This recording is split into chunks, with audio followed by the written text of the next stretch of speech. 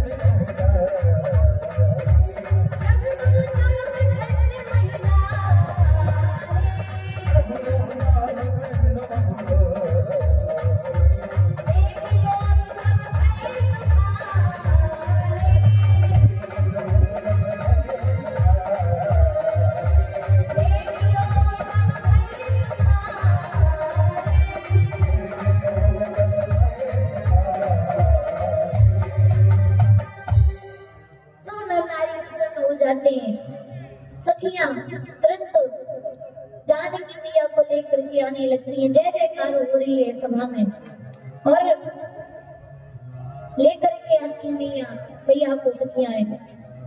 अब पास में आती है तो मुख से नहीं बोलती, चतुर सखी लगी कहाँ बुझाई, पैरा वो जय मार सुहाई। सारी से कहती सीता पहना दो, क्यों पहले से ही लंबे इसलिए जयमाला पहनाते हैं और तन के ना खड़े हो जाए।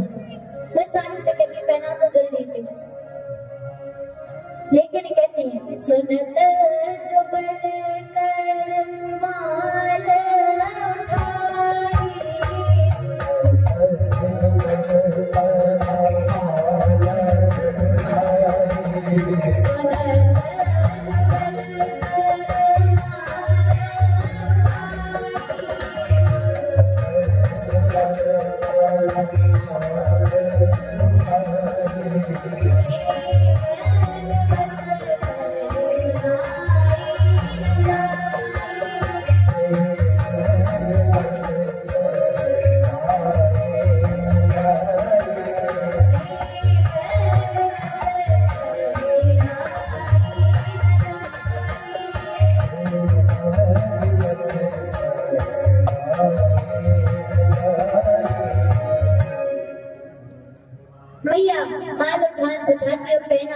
लिए प्रयास करते लेकिन पहना नहीं पाती। सखियां देखती है जानकी जी छोटी है, राम जी बड़े हैं, पहना नहीं पा रही।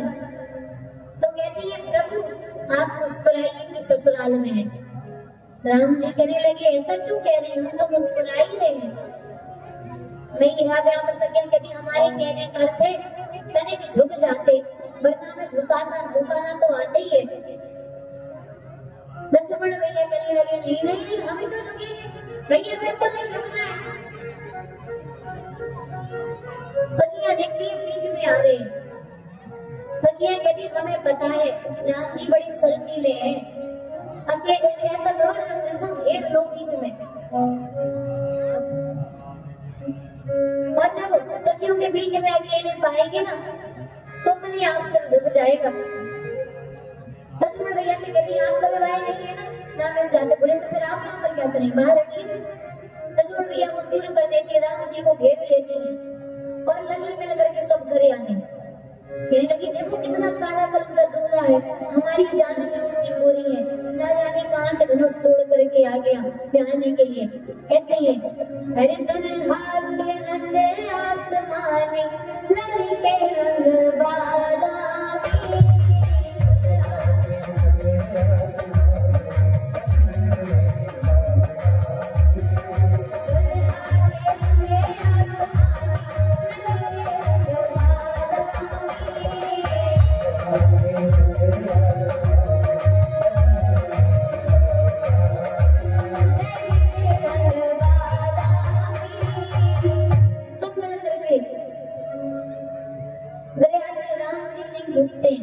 अब लक्ष्मण भैया देखते बहुत समय हो गया। लक्ष्मण भैया आते हैं और जैसे ही चरणों में प्रणाम करते हैं, राम जी आशीर्वाद देने के लिए झुकते हैं, तुरंत मैया जयमाला पहना देती है। और जैसे ही जयमाला पहनाती है कहती है पूरे और में बाजने बाजे, पूरे और में बाजने बाजे।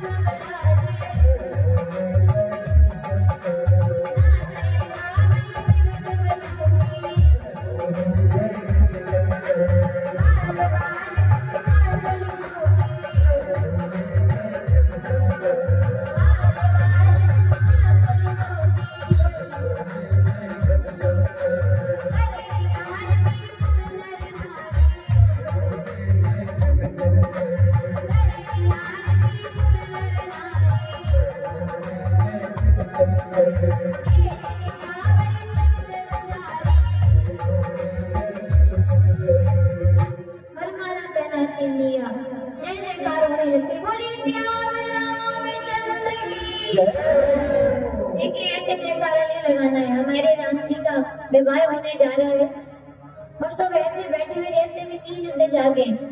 अरे भाई राघव सरकार का विवाह होने वाला है, घर में विवाह होता है तो सब कितने उत्सुक रहते हैं, तो सभी को जोरदार जयकारा लगाना है, नृत्य भी करना है बाद में।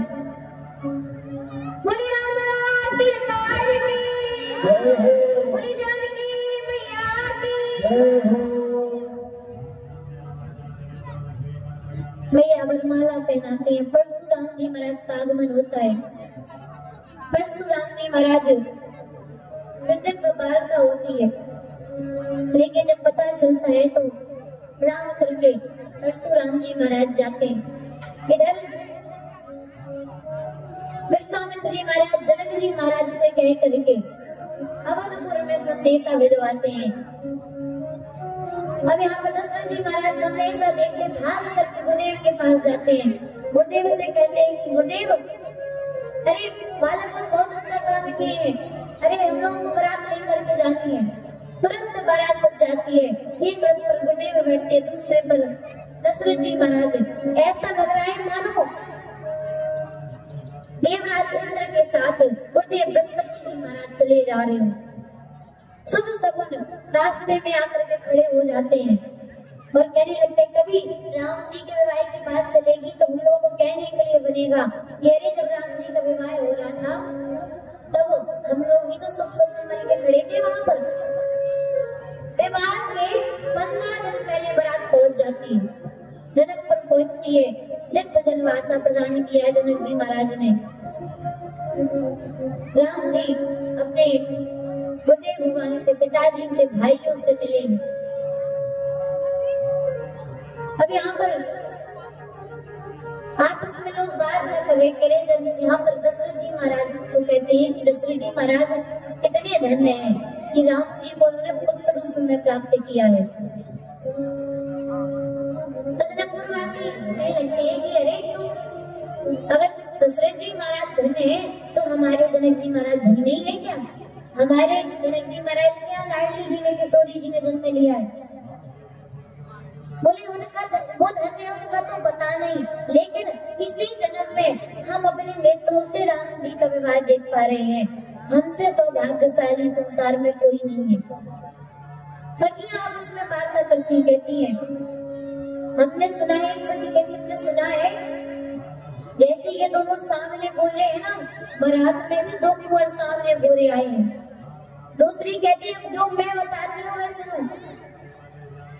एक का नाम भरत है और एक का नाम शत्रुघ्न है और ये चारों भाई हैं, पक्की खबर है। तीसरी कहती है हाँ हमने सुना है उसमें भी एक सांवला है और एक गोरा है। तो चौथी कहती है कि अगर भाई है तो ऐसी कृपा करें कि चारों का विवाह यहीं पर हो जाए, वे अकेला लौट करके ना जाए खाली, सब विवाह करके लौटे। शाम के समय गोधूली बेला में द्वार पूजन के लिए बारात चलने लगती है। जब बारात चलने लगती है तो ब्रह्मा जी महाराज की मति हेरा जाती है। भोले बाबा से कहते बाबा हमारी करनी तो कहीं नजर ही नहीं आ रही है। बाबा कहने लगे विवाह देखने आए हो कि करनी ढूंढने के लिए? माता पिता के विवाह के एल्बम में बच्चों की फोटो नहीं होती और आप विवाह में अपनी करनी ढूंढ रहे हैं, कहाँ से मिलेगी? विवाह का आनंद लीजिए। सब अपने नेत्रों से दर्शन कर रहे हैं विवाह का। इंद्र देवता 1000 नेत्रों से दर्शन कर रहे हैं, ब्रह्मा जी 8 नेत्रों से दर्शन कर रहे हैं।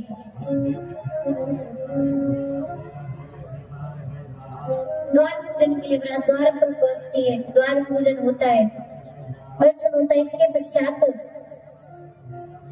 मड़वा सुनने लगता है, महारोज सुनने लगते हैं और दिव्य मंगल गीत गा रहे हैं, संगीत प्रारंभ हो रहा है। राम जी मंडप में पहुंचते हैं। मंडप में पहुंचते हैं, सखियां जानकी मैया को लेकर के आती हैं और वेदों में जैसी विवाह की विधि लिखी है, वेद प्रकट हो जाते हैं, विधि बताने लगते हैं। सूर्य नारायण अपने वंश की परंपरा बता रहे हैं, प्रकट होकर के दोनों तरफ के गुरुदेव अपनी अपनी परंपराएं बता रहे हैं। विवाह हो रहा है और अब गठबंधन की बात आती है। कहते हैं रिश्ते में गांठ पड़ जाए तो रिश्ता टिकता नहीं है, चलता नहीं है और जब तक विवाह में गांठ ना बंधे तब तक कहते विवाह नहीं होता है। गठबंधन की बात आती है तो एक सखी कहती है कि मेरी इच्छा थी कि जब जानकी का विवाह होगा तो गठबंधन मैं करूंगी। सखियां कहती कर लो मनोरथ पूरे, लेकिन कहती है मुझे बांधना नहीं आता, कैसे बांधना है? तो सखियां बांधना सिखाती है कि कैसे बांधते हैं। सखियां कहती है तेरी संचित मनोरथ पूरा हो हे सखी, आज पूरा हो सखी, सिर सजना के गांठ में बंधाओ हे सखी, सिर सजना के गांठ में बंधाओ हे सखी।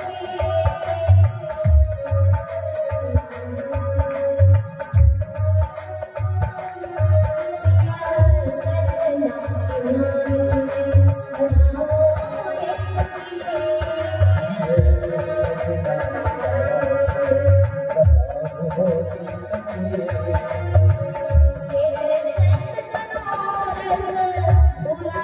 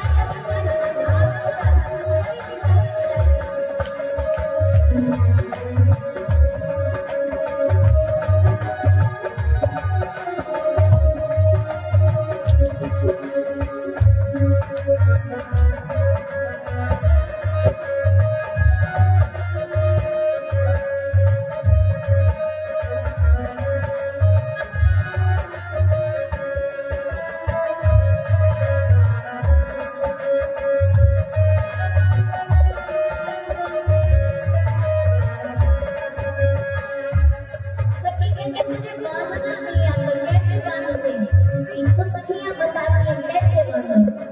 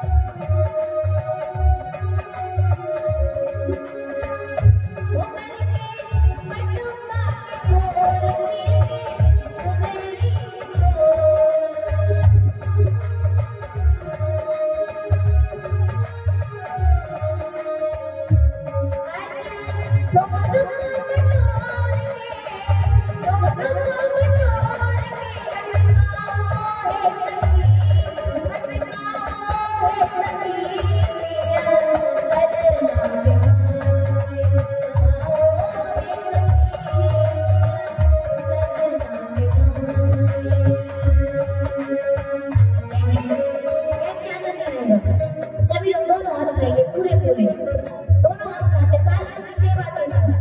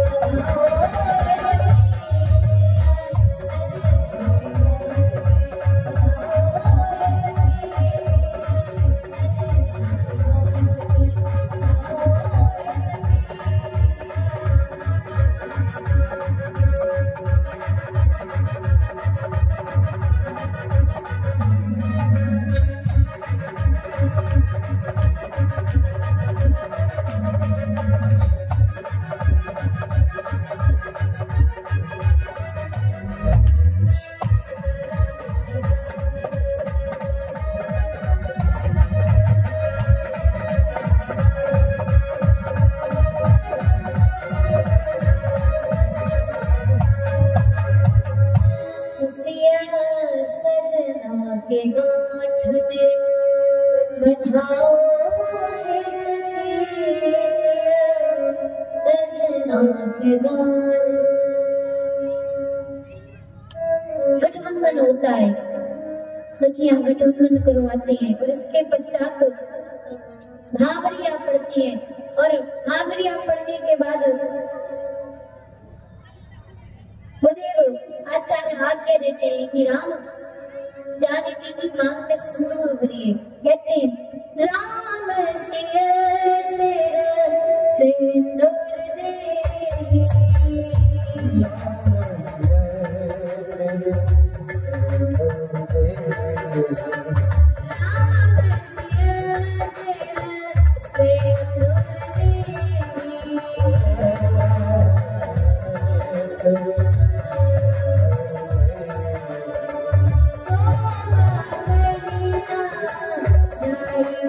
दे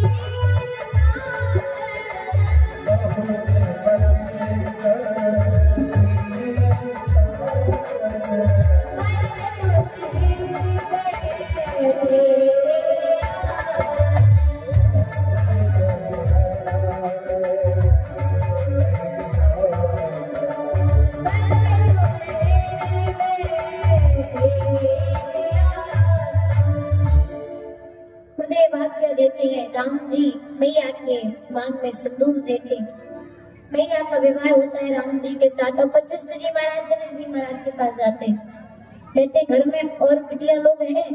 बोले महाराज अभी 3 और हैं। बोले आपकी 3 कन्याएं, हमारे 3 बालक, सभी को लेवा करके लाइए, आज एक साथ ही सबको फ्री करें। तो लक्ष्मण भैया का विवाह उर्मिला जी के साथ होता है और भरत भैया का विवाह मांडवी जी के साथ होता है और शत्रुघ्न भैया का विवाह वहीं पर श्रुतकीर्ति जी भैया के साथ होता है। और मिथिला वाले तो कहते हैं कि रामचरितमानस में तो कहते तरंग रखते हैं कि जितने भी वहां पर गए थे कुंवारे, कोई कुंवारा वापस लौट करके नहीं आए, सब ब्याह करके लौट करके आए। कहते सकल कुंवर ब्याह तेई करने, जिस प्रकार से राम जी का विवाह हुआ, जैसे रघुवीर जाए विधि बरनी, सकल कुंवर ब्याह तेई करने। कहते जिस विधि से राम जी का विवाह था सकल कुंवर, अगर केवल 3 का होता तो देखा जाता 3 कुंवर ब्याह तेई करने, लेकिन सकल कुंवर ब्याह तेई करने। कहते जो गया वहां से कुंवारा नहीं लौटाते।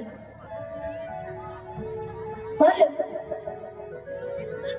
जब 4 दूल्हा दुल्हन एक ही मंडप में बैठे हुए हैं और सखियां देख रही, आनंद 4 गुना बढ़ जाता है। कहती है आज मिथिला नगरिया निहाल सखिया, ओ निहाल सखिया, चारों दुल्हा में, ओ चारों दुल्हा में बड़ा है कमाल सखिया।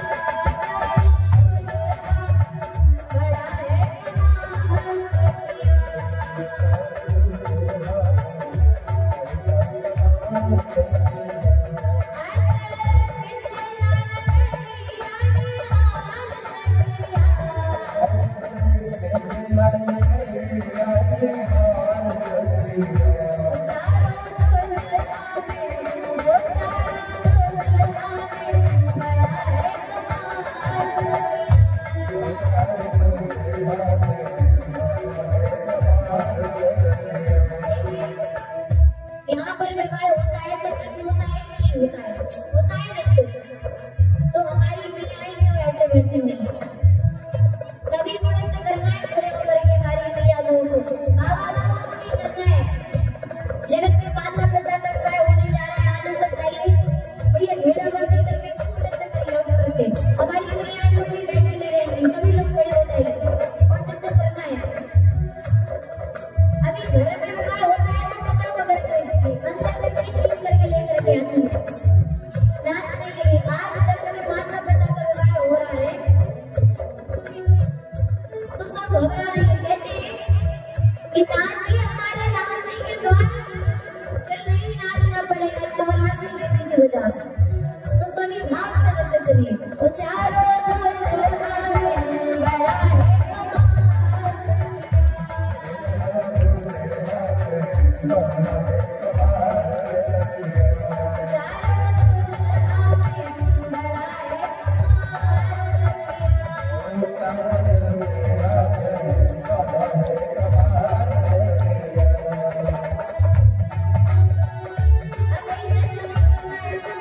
कम से कम 2 हाथ से अगर ताली नहीं बजाते चलिए।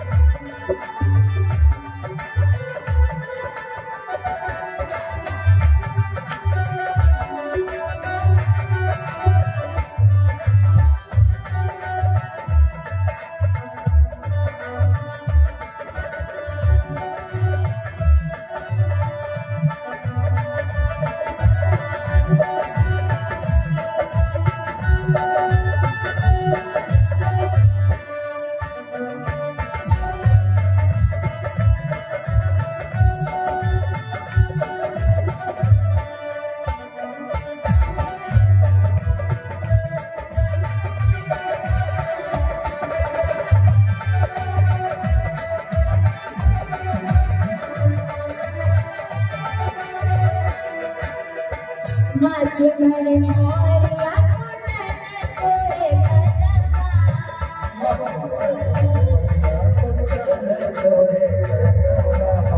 माथे बड़े मोर या कुंडल सोहे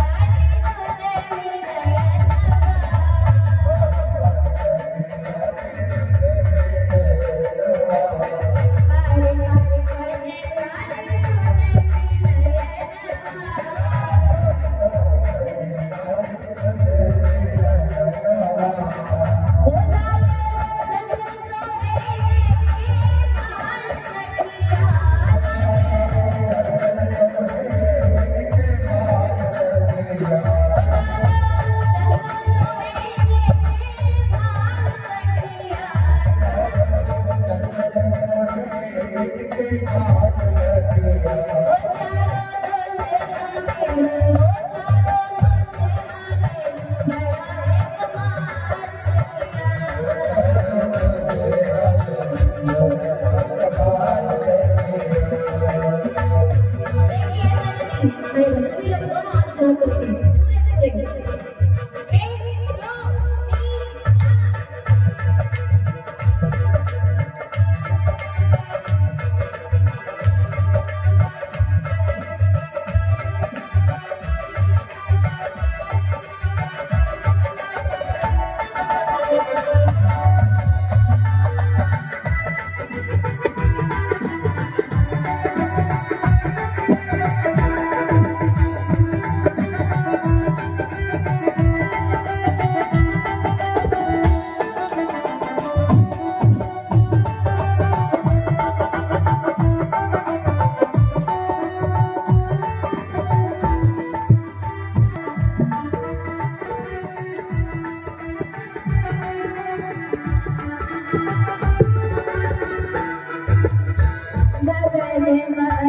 हाथ उठाकर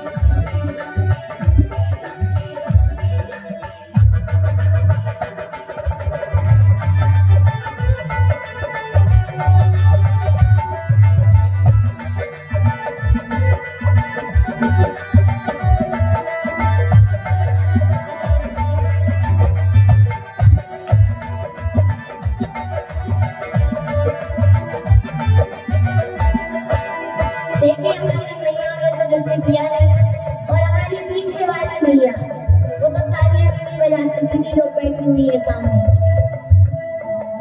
तो एक बार पूरे पूरे हाथ उठाते हुए एक साथ सभी लोग, वो चारों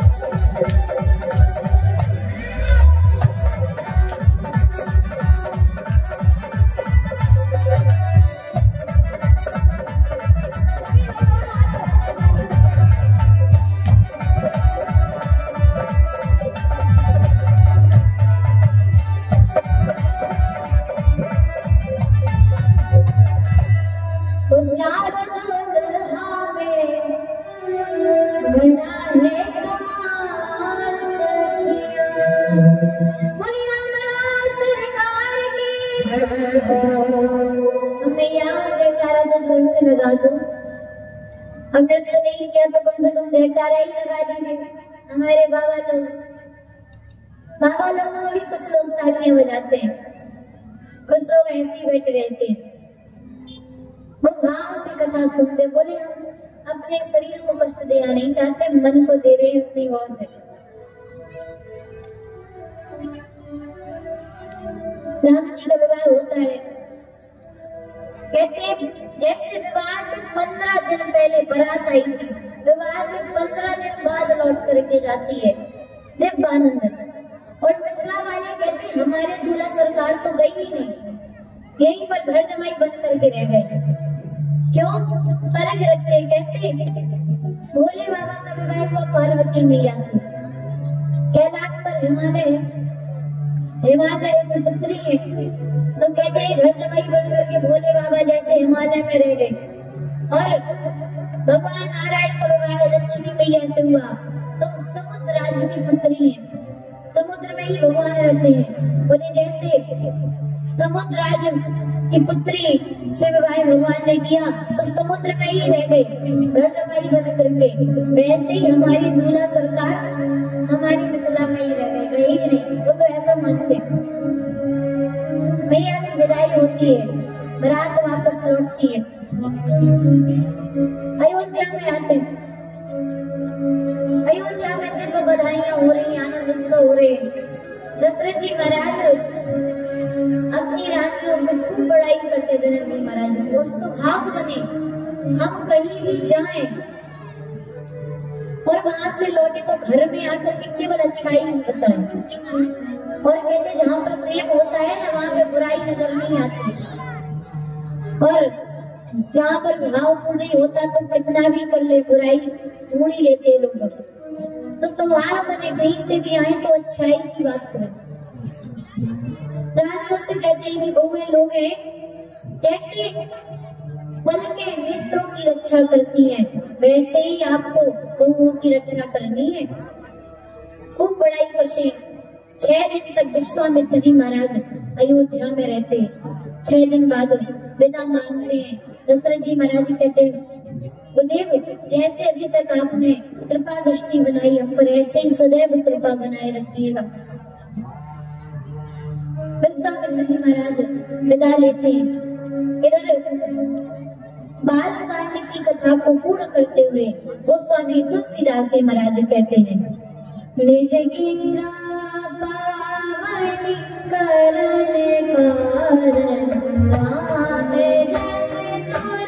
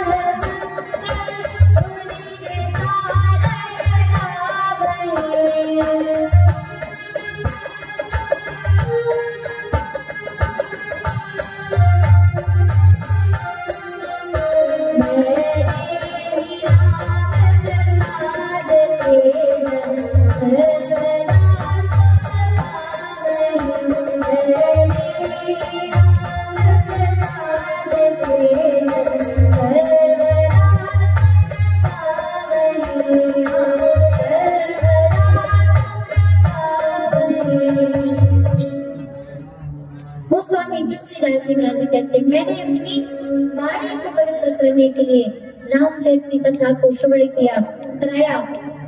और कहते हैं राम जी की कथा अपार समुद्र है, कौन कवि है जो गा करके पार कर जाए। और कहते हैं कि जो भी राम जी के नाम पर प्यार उपवीत आदि चरित्रों की कथा सुनता है, सुनाता है, उसके जीवन में सदैव राम जी के, जानकी मैया की कृपा प्रसाद स्वरूप सुख ही सुख आता है। और हम भी राम जी से ऐसी कृपा करते हैं कि आपके जीवन में सदैव मंगल ही मंगल रहे और राम जी की, राघव जी की कृपा सदैव आप पर बनी रहे। अब आज की कथा को ठाकुर जी के चरणों में विश्राम देते हुए सभी से निवेदन है कि आरती के लिए खड़े हो जाएं। बोले रामलला सरकार की, बोले हनुमान जी महाराज की, बोले जनक नंदिनी जानकी मैया की, बोले मानेश्वर भगवान की।